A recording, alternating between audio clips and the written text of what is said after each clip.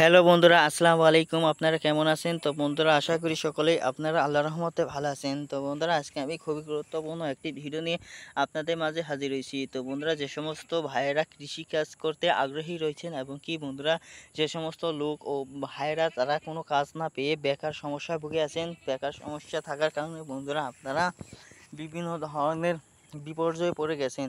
সেই সমস্ত লোকদেরকে বলবো, যদি আপনারা আর্থিকভাবে সচ্ছলতা এবং কি বন্ধুরা সংসার চালাতে পারেন এবং বেকার সমস্যা যদি দূর করতে চান, সহজেই আপনারা কিন্তু পারবেন। যদি আপনারা বাংলাদেশে গ্রামগঞ্জে কৃষকদের কাছ থেকে পরামর্শ নিয়ে কিভাবে মরিচ চাষ করা যায়, কিভাবে মরিচ গাছ কোথায় রোপণ করলে ভালো হবে, তা আপনারা বিস্তারিত তাদের কাছ থেকে জানতে পারবেন।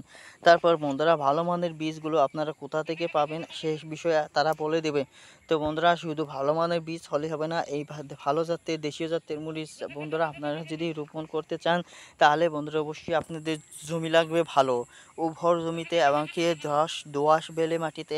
আপনারা যদি এই ভালো মানের দেশীয় জাতের মরিচের চারাগুলো রোপণ করতে পারেন, তাহলে কিন্তু বন্ধুরা সেই মরিচগুলো দিয়ে বাজারে অনেক টাকা ইনকাম করতে পারবেন এবং কি আপনারা নিজেরাও তরকারির মধ্যে আপনারা তরকারিকে সুস্বাদু করতে পারবেন এই মরিচগুলো দিয়ে। তার কারণ হচ্ছে বন্ধুরা, এই মরিচের মধ্যে অনেক ঝাল রয়েছে। এই ঝাল মরিচগুলো আপনারা যদি তরকারির মধ্যে দেন, তরকারি হবে সুস্বাদু, আপনাদের মুখে রুচি ফিরে আসবে।